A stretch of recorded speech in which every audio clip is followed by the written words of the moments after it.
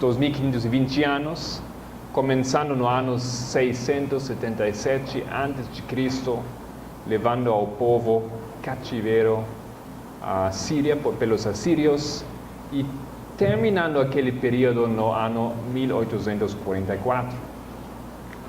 Ontem falei que nesse momento o povo estava dividido. O Israel ficou um estado à parte e Judá foi outro estado no sul. Nesse momento, nessa altura da história do Israel, temos um povo dividido, temos um reino dividido. Não somente foi levado preso o povo de Judá, mas também foi levado o povo de Israel pelos assírios. E me gostaria de ler o texto aqui, nosso primeiro texto de hoje.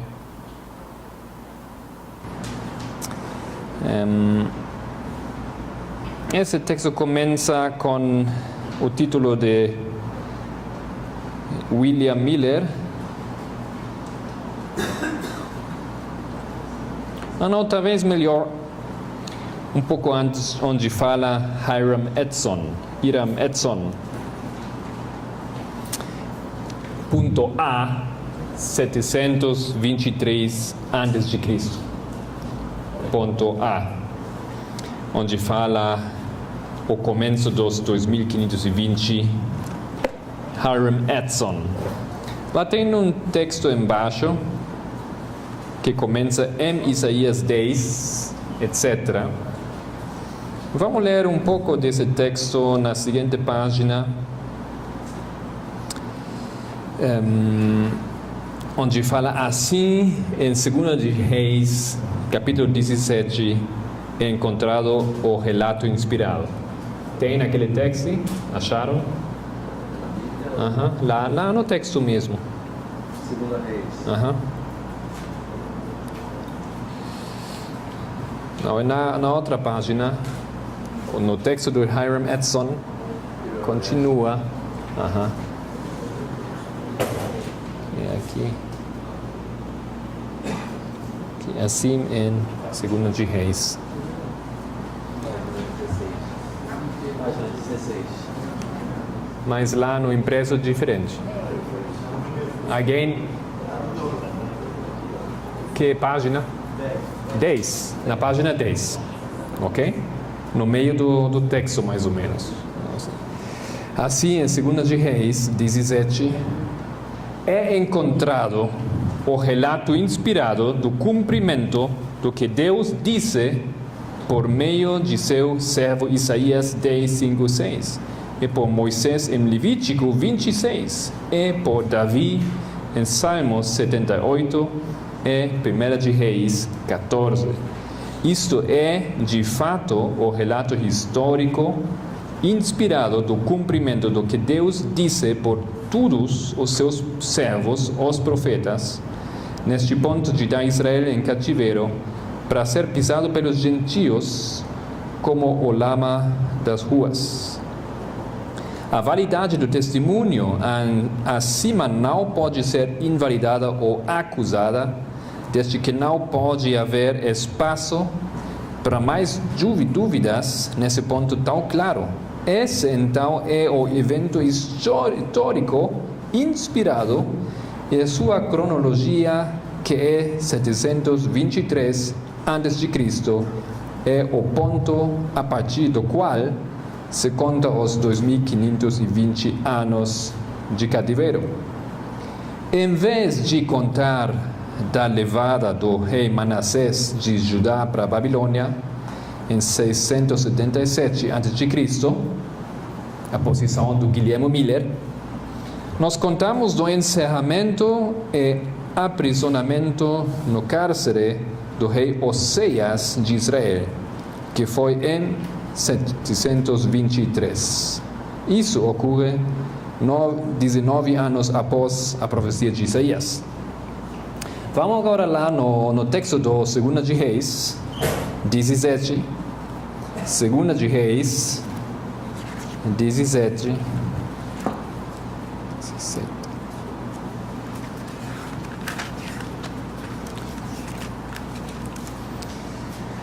onde fala do fim do reinado de Oséias, rei de Israel, começando no versículo 1. No ano do 10º de Acás, rei de Judá, começou a reinar Oséias, filho de Elá, e reinou sobre Israel em Samaria 9 anos. E fez o que era mau aos olhos do Senhor, contudo não como os reis de Israel, que foram antes dele. Contra ele subiu Salmanaser, rei de Assíria, e Oséias ficou sendo servo dele, e pagava-lhe tributos. Porém o rei de Assíria achou em Oséias conspiração, porque enviara mensageiros a Só, rei do Egito, e não pagava tributos ao rei de Assíria cada ano, como dantes. Então o rei de Assíria o encerrou e aprisionou na casa do cárcere. Porque o rei de Assíria subiu por toda a terra e veio até Samaria e a cercou 3 anos. No ano 9 de Oséias, o rei da Assíria tomou a Samaria e levou Israel cativo para a Síria, e fez-los habitar em Ala e em Abor, junto ao rio Gozá, e nas cidades dos Medos. Então aqui, isso é o relato histórico, começando no ano 723, nesse ano mesmo, o rei Salmanassar, o quinto, ele conquista a Israel com o rei Oséias. E agora, a lógica do Hiram Edson. Vocês lembram quem foi Hiram Edson? O pioneiro Hiram Edson? Hiram Edson, aquele que teve a visão no 23 de outubro, não é assim? 54, acerca do templo, do santuário. Bom, ele fala aqui que a profecia do Levítico 26 começa no ano 23, 723. E se você coloca isso aqui, nós chegamos ao ano 1798. Isso tampouco é um ano que nós não conhecemos. É um ano muito significativo, muito importante dentro das profecias bíblicas, porque aqui também fecham várias profecias, não é assim? A mais conhecida, há 1260 anos, que acabou nesse mesmo ano. E a lógica dele foi o castigo de Deus desde o início da história, desde esse momento iniciando com a história de Israel, chegou até esse momento quando Deus removeu o castigo. E o povo cristão, a igreja do deserto, ficou livre depois de 1260 anos do deserto. Ok? Faz sentido. Deus castiga o povo tanto tempo aqui, desaparece o castigo neste ano. Ele tem uma lógica aqui muito interessante. Faz sentido. Mas isso é o assunto na história dos pioneiros. Temos agora 2 ideias da interpretação desse texto bíblico de Levítico 26. Nenhum teve dúvidas acerca dos 7 anos, 2520 anos. Isso foi muito claro para eles, mas somente diferentes ideias do começo dessa profecia. Somente para ter a visão mais ampla aqui, Guilherme Miller achou que a profecia começou no ano 677, chegando a 1844, também 2520 anos. Então a pergunta é, qual das 2 é correta? Qual das 2 é certo? Aqui nos diagramas, vamos falar mais depois desse diagrama. Vocês têm visto que os mileritas colocaram o ano 677, a duração dos 2.520 anos chegando ao ano 1843, ok? A posição de Miller. Miller conhecia também a posição de Hiram Edson, mas ele foi inclinado para outra interpretação. O fim, o castigo sobre Judá e não o castigo sobre Israel. Bom,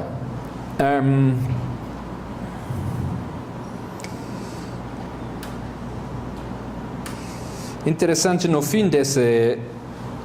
quase no fim desse artigo do Hiram Edson, nós lemos a conclusão dele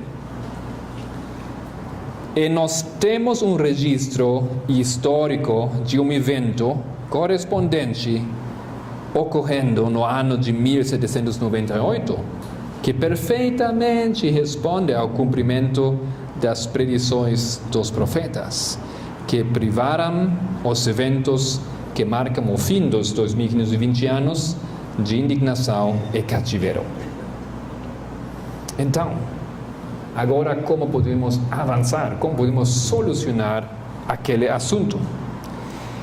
Talvez vocês tenham visto aqui que Hiram Edson fala de Isaías 7. O texto onde ele diz: isso ocorreu 19 anos após a profecia de Isaías. Aqui temos 19 anos. Bom, ainda não. Temos 10 anos após a profecia de Isaías, registrada em 7:8. Vamos lá, então, para ver de que ele está falando aqui no Isaías 7.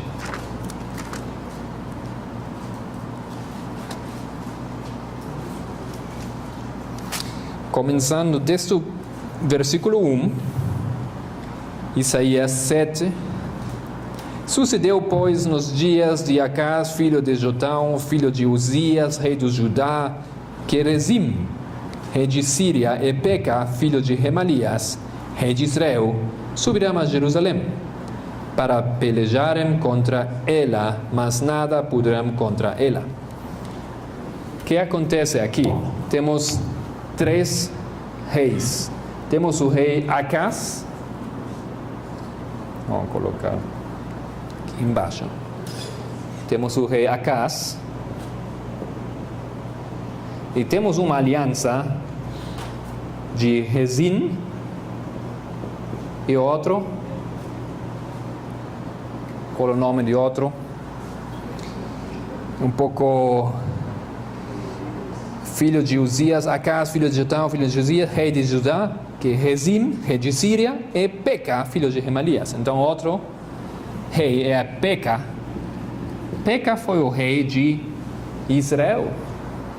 O que aconteceu que o Peca, rei de Israel, fez uma aliança como rei do Síria em contra dos seus próprios irmãos, em contra dos judeus, em contra do Judá. Não, no relato, a história nos conta que isto aconteceu no ano 742. Pelo envolvimento das 3 pessoas aqui, somente esse ano é o ano possível do começo dessa profecia. É uma profecia. Vamos continuar lendo. E deram aviso à casa de Davi, dizendo: a Síria fez aliança com Efraim. Então se moveu o seu coração e o coração do seu povo, como se movem as árvores do bosque como o vento. Tinha medo, muito medo. A aliança do rei do Israel, que é o mesmo como fala aqui, Efraim, com o sírio. Então diz o Senhor a Isaías: agora, tu e teu filho, Shear-Jashub. Vocês têm que lembrar esse nome aqui. Vamos voltar a esse nome, Shear-Jashub, porque tem um significado. Agora, tu e teu filho, Shear-Jashub, sai ao encontro de Acás, ao fim do canal do tanque superior, no caminho do campo do lavandeiro, e diz-lhe: acautela-te e aquieta-te, não temas, nem se desanime o teu coração por causa destes 2 pedaços de tições fumegantes, por causa do ardor da ira da Rezim e da Síria e do filho de Remalias, porque a Síria teve contra ti maligno conselho, como Efraim e como filhos de Remalias, dizendo: vamos subir contra Judá e molestémo-lo e repartámo-lo entre nós e façamos reinar no meio dele o filho de Tabeal. Assim diz o Senhor Deus: isto não subsistirá, nem tampouco acontecerá. Então, o Deus aclara para Acaz, mediante o seu profeta, que não tem que ter medo, porque não vai acontecer nada disso. É somente como a fumaça fazendo um barulho lá, mas não vai acontecer nada disso, tranquilo, ok? Como é a reação do Acaz? Porém a cabeça, versículo 8, de Síria será Damasco.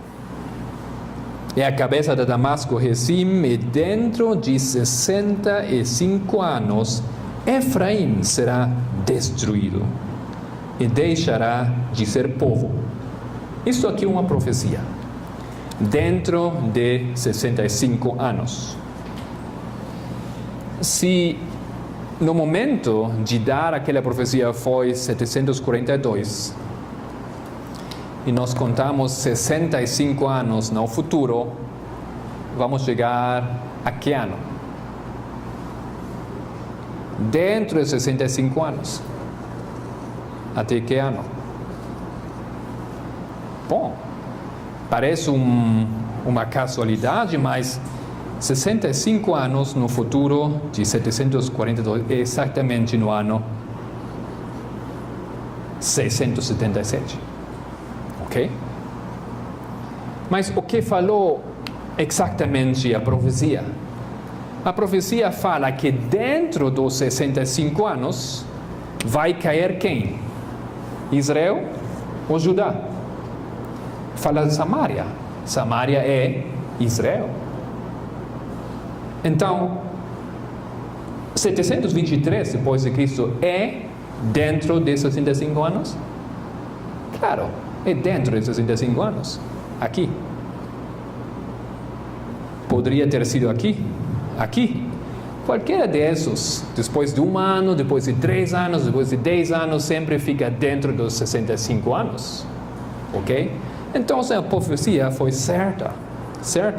Exatamente depois de 19 anos, disso estava falando aqui o Hermetzon, cumpre-se a profecia do Isaías 7. Mas o estranho é que o fim dos 65 anos exatamente apontam a 677. Ou seja, a profecia do Isaías 7 contém, sem que ele percebeu, o rei percebeu, contém também a data exata do fim do Judá. Ok? Por quê? Porque aqui Deus fala do fim implícito do Judá, quando o problema não é Judá, o problema é Israel, que fez a conspiração contra Judá. Então temos que continuar lendo o texto, quando fala assim, 9. Entretanto, a cabeça de Efraim será Samaria, e a cabeça de Samaria, o filho de Remalias. Se não os crerdes, certamente não haveis de permanecer. Isso é muito importante aqui. Se você não acredita, você tampouco vai permanecer. É uma profecia. Você precisa entender e acreditar naquela profecia, mas porque senão você não vai permanecer. E continuou o Senhor a falar com Acaz, dizendo: pede para ti, ó Senhor, teu Deus, um sinal. Deus é muito maravilhoso. Ele tem muita compaixão com o ser humano, mas ele está vindo nos olhos do Acaz que ele não acredita, que ele tem ainda medo do Síria. ele não acredita. Então Deus fala, pede uma sinal. Que tipo de sinal? Pede-o ou embaixo nas profundezas, ou em cima nas alturas. Maravilhoso, é muito lindo. E que tem feito vocês, se Deus fala para vocês, pede uma sinal. Bom, deixa agora na noite aparecer o sol, iluminar o céu. Ou deixa que aqui se abra uma fonte de água aqui nesse mesmo lugar. Alguma coisa especial. Para você acreditar que é certo aquela profecia. E que faz Acaz? E que é a resposta do rei do Judá? Acaz, porém, disse, não pedirei, nem tentarei ao Senhor.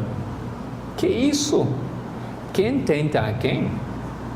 Se Deus me pergunta, eu não estou no lugar de dizer, não vou te tentar. E fala o profeta, portanto mesmo, não. Então ele disse, ouvi agora, ó casa de Davi, pouco vos afadigardes, ó homens, senão que também afadigareis o meu Deus. Portanto, mesmo Senhor vos dará uma sinal, es que a virgem conceberá e dará à luz um filho, e chamará o seu nome Manuel. Quem é esse filho? Que sinal é essa que vai acontecer dentro do povo de Judá? Qual é o nome desse filho? É Jesus, ok? Aqui tem uma profecia incluída. Por que fala de Jesus aqui? Manteiga e mel comerá quando ele souber rejeitar o mal e escolher o bem, etc. Então, aqui, nessa profecia do Isaías 7, temos uma citação muito interessante, porque essa profecia faz o seguinte, fala do fim do Israel, dentro de 65 anos, sem especificar exatamente o ano, e foi cumprida. Mas também fala do fim, implicitamente, sem dizer diretamente, do Judá. Parece ter uma relação, parece ter uma união entre os dois castigos desses dois impérios, ok? Talvez nós temos que pensar que não somente essa interpretação ou essa é correta, mas ambos formam parte do mesmo cumprimento de uma profecia. Interessante que Isaías aqui faz uma conexão a Jesus. Quando Jesus aparece na terra, por quanto tempo ele trabalhou? Por quanto tempo foi o seu ministério? 3 anos e meio?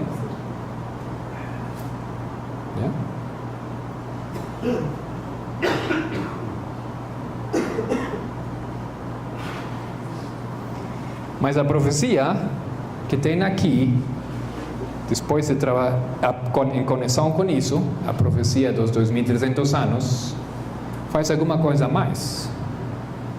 Porque o tempo do ministério de Cristo não termina na cruz. Vai ainda mais um pouco de tempo até Deus cortar a divorciar o seu povo. Não é assim? Quantos anos mais vai a profecia? Outros 3 anos e meio. Esses são quantos anos? Esses são quantos dias? Bom, 7 vezes 360 é 2.520 dias. Ok?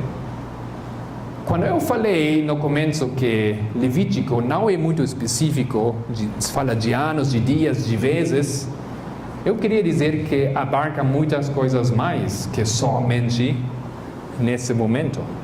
Basicamente, sempre quando a Bíblia fala de 7 anos, porque o 7 anos aqui é a última semana, não é? A última semana do Daniel 9. Não é assim? Tem 69 semanas, tem mais uma semana completando as 70 semanas. E as 70 semanas, não sei se vai dar tempo aqui, são justamente o castigo para o povo que se rebelou contra Deus. Ou seja, tem aqui uma relação muito interessante dentro também do ministério de Cristo, que é um ministério de uma semana, 2.520 dias. Ok. Eu falei que vamos ver um pouco aqui os nomes dos meninos. Vamos continuar um pouco aquele texto de Isaías 7.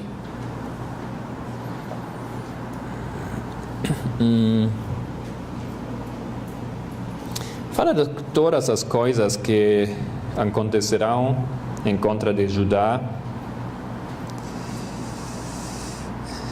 Continuamos no capítulo 8. Disse-me também o Senhor: toma um grande rolo e escreve nele com caneta de homem. Apressando-se o despojo, apressurou-se a pressa. Na verdade, diz outra coisa, tem um nome ali. O nome é Mashalal-Hasbaz. Então tomei comigo fiéis testemunhas, Urias sacerdote e Zacarias, filho de Berequias, e foi ter como profetisa, e ela concebeu e deu à luz um filho, e o Senhor me disse: põe-lhe o nome Maher-Shalal-Hasbaz, porque antes do que o menino saiba dizer meu pai ou minha mãe, se levarão as riquezas de Damasco e os despojos de Samaria diante do rei de Assíria. Então, aqui, ele dá outro filho para Isaías, e os dois filhos têm uma relação com a história desses dois povos. Porque como foi o nome do primeiro? Shear-Yashub. Não sei se alguém tem uma nota de pé onde explica o significado de Shear-Yashub. Um remanente volverá. Shear-Yashub é o filho que tem que ir com Isaías e explicar o que vai acontecer com Judá. Remanente volverá. E o nome do outro filho que está em relacionamento com a profecia em cima do Damasco, do aliado de Damasco, Israel, seu nome é Maher-Shalal-Hasbaz, e o significado disso é mesmo isso que diz ali: o despojo se apressa. A ver.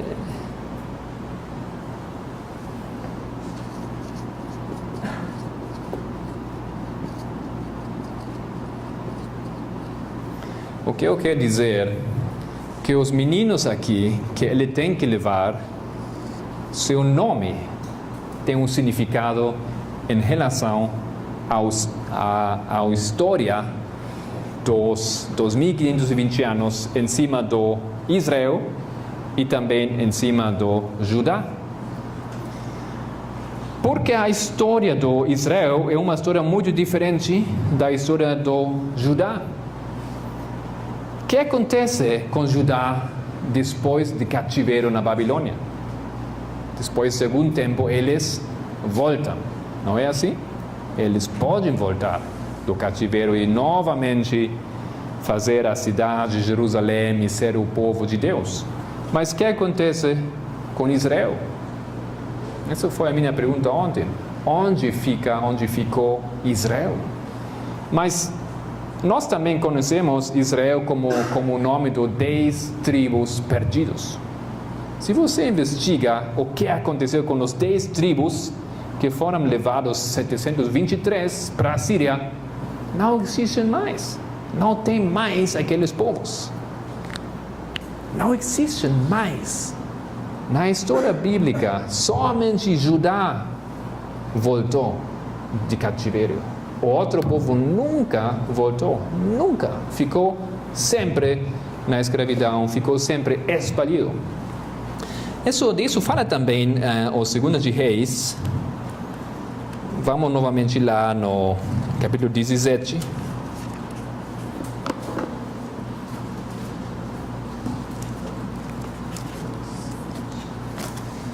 De 2 de Reis.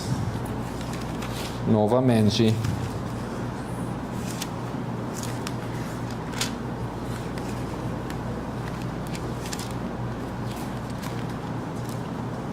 Ok. Fala assim.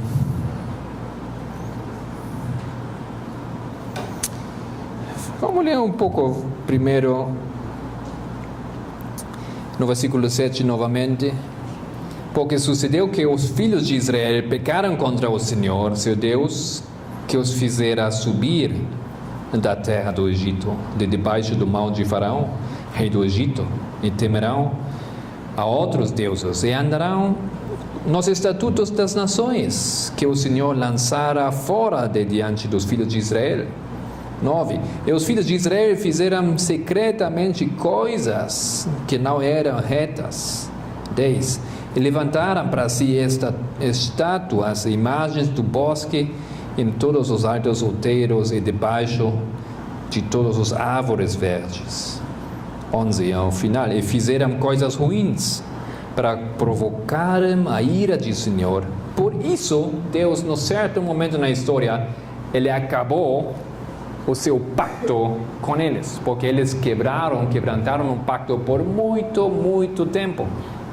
E chegou o momento aqui, no ano 723, quando ele deixa que o Assíria entra nas terras e conquista o rei Oséias. 13. E o Senhor advertiu a Israel e a Judá pelo ministério de todos os profetas e de todos os videntes, dizendo: convertei-vos de vossos maus caminhos e guardei os meus mandamentos. Isso aqui é a mensagem que tem todo o tempo implícito Levítico 26.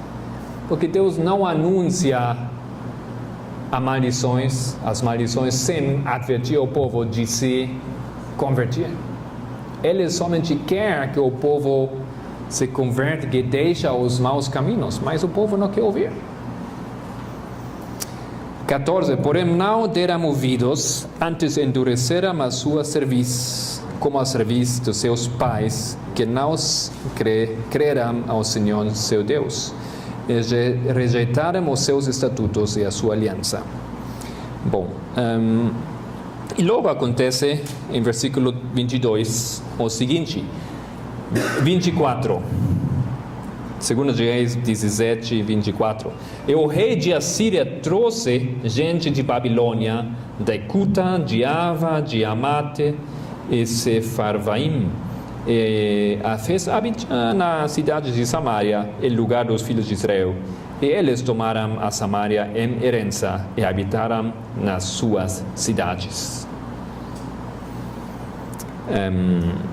29. Porém, cada nação fez os seus deuses e os puseram nas casas dos altos que os samaritanos fizeram, cada nação nas cidades em que habitava. Essa é a história triste de Israel. Os assírios pegam os israelitas, levam eles para o Império Assírio, o grande Império Assírio, de maneira que não tem mais israelitas na terra de Israel. Mas ele toma outras pessoas de outros povos e coloca lá, na terra de Israel. Por isso, aquela terra se converte em uma nação, um povo novo, um povo mesclado, a nação de Samaria. Vocês conhecem Samaria? Todo o tempo na história de Jesus tem um rol específico, o povo de Samaria. O povo de Samaria é um povo misto das diferentes nações, de diferentes povos, que eles foram colocados em contra de sua vontade aqui na terra de Israel. Um trabalho muito, muito horrível para aniquilar, para destruir perfeitamente um povo. Na Segunda Guerra Mundial, isso aconteceu muitas vezes, ou antes também. Eu lembro que muitos povos queriam acabar com a história de Polônia, por exemplo, E eles colocaram alemães dentro, colocaram russos dentro, sacaram os polacos para a Rússia, etc., para acabar com a história do povo.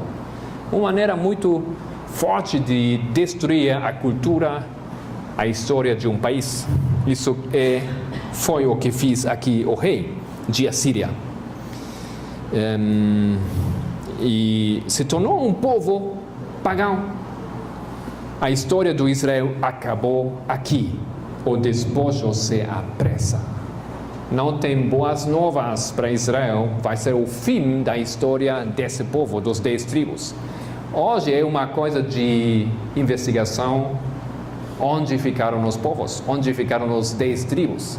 E tem um povo lá em Índia, tem outro povo em Indonésia, que eles dizem que eles são os descendentes de, não sei, diferentes tribos, de Dan, de outra tribo, etc. Tem muitos que clamam, mas não se sabe. Yeah? Eles realmente foram esparcidos na toda a terra. Assim é o que fala Levítico 26. Eu esparcirão o povo. Isso é parte da profecia do Levítico 26. Mas a história de Judá é diferente. A história de Judá também é um castigo, mas no final do castigo, Deus novamente entra na aliança com o seu povo. Porque Deus perdoa. Porque Deus lembra-se do seu pacto com o seu povo. Por isso, aqui nessa história, temos Neemias orando, pedindo desculpas pelo povo a Deus. Por isso aqui Daniel também clama a Deus, lembra-te de teu pacto. E temos isso aqui acontecendo na história de Judá, mas não na história de Israel. E eles podem voltar, depois eles vão ser cortados do pacto, tristemente. Mas ao fim dos 2520 anos, que acontece como povo de Deus? A história do esparcimento e reunião, que significa os 2520, dentro da história de Judá, cumpra outro propósito. Porque Judá é o povo de Deus, o povo elegido de Deus. E maravilhosamente, nós temos aqui uma prova muito forte de dentro da profecia, muito antiga, quase dos inícios da história do povo de Deus, que Deus vai, no ano 1244, reunir o seu povo. Ok?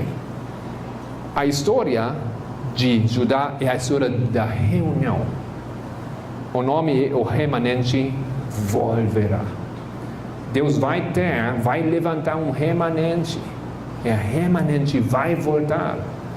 Mesmo que foi castigado, mesmo que ele foi no deserto, mesmo que atravessou todo aquele tempo, mas no fim dessa profecia, no ano 1844, Deus mostrou no início da história de Israel que ele vai ter um povo que se converte no remanente.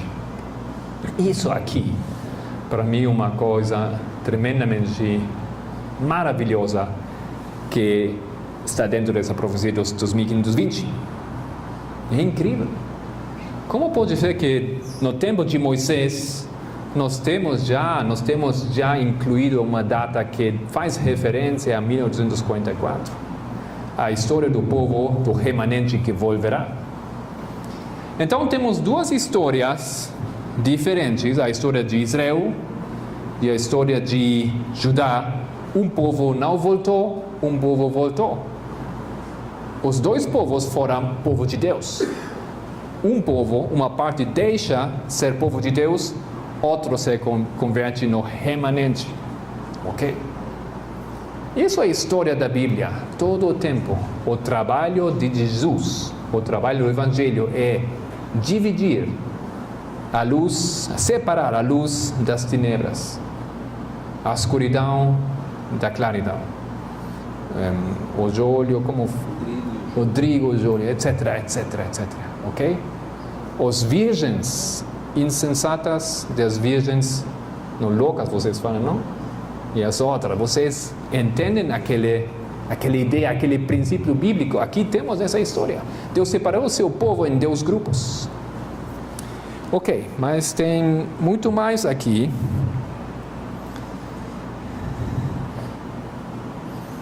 Vamos continuar aqui com o texto.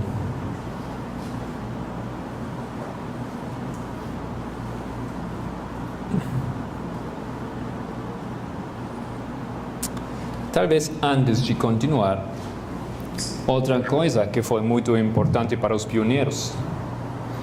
Sacando aqui, nessa segunda parte da profecia, fazendo um pouco de espaço, e somente olhando a aplicação de Hiram Edson, o castigo em cima do Israel, tem mais uma coisa muito interessante. Para mim é muito difícil de acreditar que isso é casualidade, que isso é somente assim, uma coisa que, bom, é assim. Dividindo o período de 2520 anos, quantos anos dá 2520 dividido por 2? 1260. Os 1260 anos foram um tempo de castigo do povo de Deus? Claro. Claro que sim. Mas o castigo talvez mais conhecido, né? Um castigo mais longe conhecido por nós. 1260 anos de castigo, perseguição, escuridão, não? A mulher indo para o deserto, ok? Mas aqui tem 1260, o nome desse período qual é? Como falam? Tem aqui a desolação papal, né?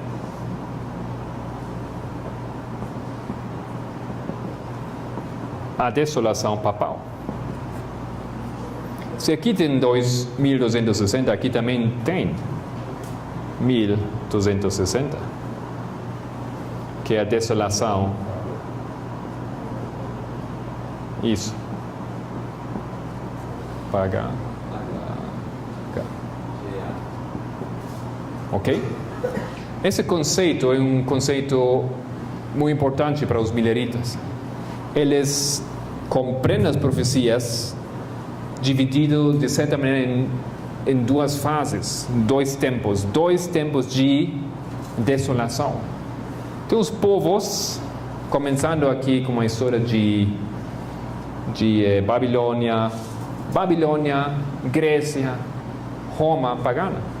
Estão todos aqui, Medo-Pérsia, estão todos aqui dentro, Babilônia, Medo-Pérsia, Grécia e Roma pagão. Todos estão dentro de esse período de 1260 anos.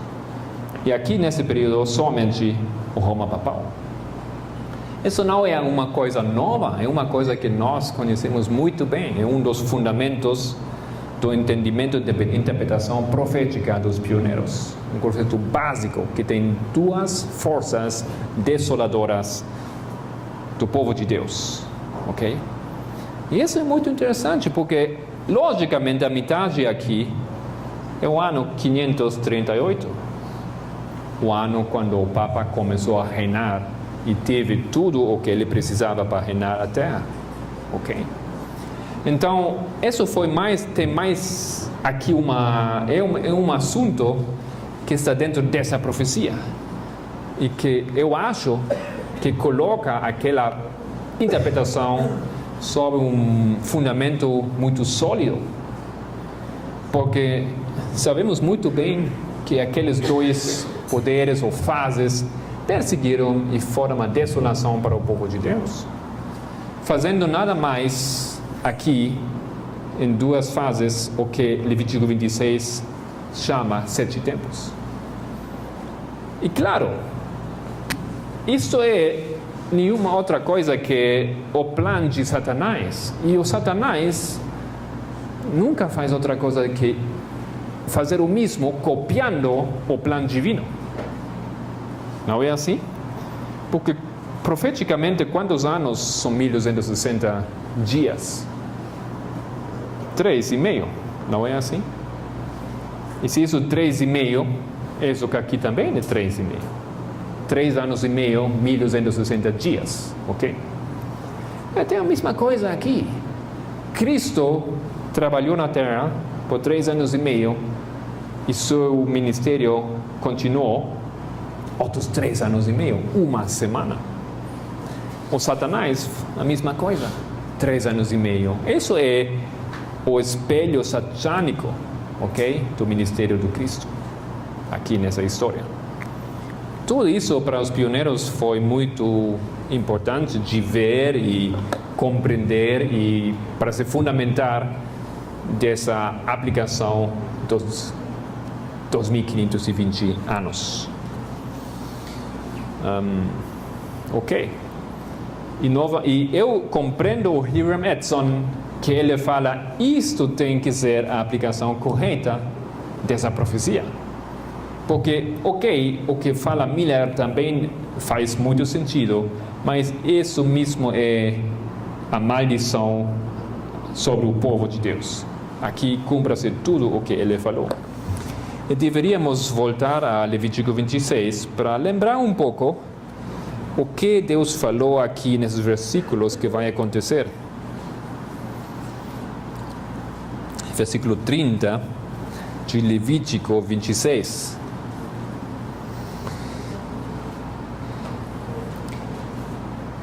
E destruirei os vossos altos, e desfarei as vossas imagens, lançarei os vossos cadáveres sobre os cadáveres dos vossos deuses. A minha alma se enfadará de vós. Nós temos lido em 2 de Reis 17 aquela coisa, não? Que eles fizeram os altares lá em cima, e que Deus aqui fala que Ele vai destruir tudo isso. 32. E assolarei a terra, e se espantarão disso os vossos inimigos que nela morarem. E espalhar-vos entre as nações, e desembainharei a espada atrás de vós, e a vossa terra será assolada, e as vossas cidades serão desertas. Ok? Isso então é o tempo do espalhamento, o tempo de castigo, a separação, o fim do povo de Deus. Essa parte, essa aplicação da profecia. Mas ainda não temos resolvido a pergunta qual estava certo, o Miller ou o Edson. Qual estava certo dos dois? Porque isso é muito lógico e do Miller também faz muito sentido. Hiram Edson afirma os 1798 e Miller afirma os 1844. Bom, então tem aqui mais outros textos e lembramos o texto, vamos ver nesse momento da história do Jacó. Jacó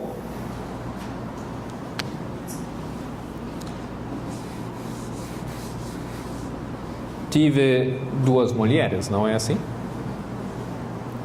Quanto tempo trabalhou para a primeira? Como vocês falam, o nome dela é Lia, Raquel. Ele trabalhou por Lia, trabalhou quantos dias? Não anos, dias. Claro.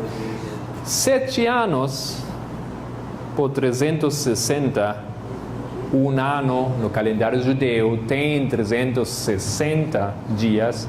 A mesma Bíblia diz isso. Não tem 365, porque não é baseado no calendário do movimento do Sol. Ok? Então, ele trabalhou 2.520 exatamente dias para Lia. Ele gostou daquela mulher, ele gostou dela? Não, foi uma decepção. Aquela história com Lia foi uma história de decepção, um castigo para ele na realidade, ok? Foi um castigo. Por quê? É porque ele mentiu, ele se rebelou contra Deus, ele fez coisas não retas diante de Deus e teve a sua consequência, ok? O que passou quando, no fim dos 7... Bueno, acho que quase não é preciso explicar o resto, porque vocês já compreendem. Então, ele teve que trabalhar outros... Quantos dias? Eu não quero fazer uma coisa mística dos 2520. Vocês podem dizer como vocês gostam. 7 anos. 7 tempos. 2520 dias. Somente quero demonstrar que aqui tem uma relação do sentido, da mensagem que está dentro disso.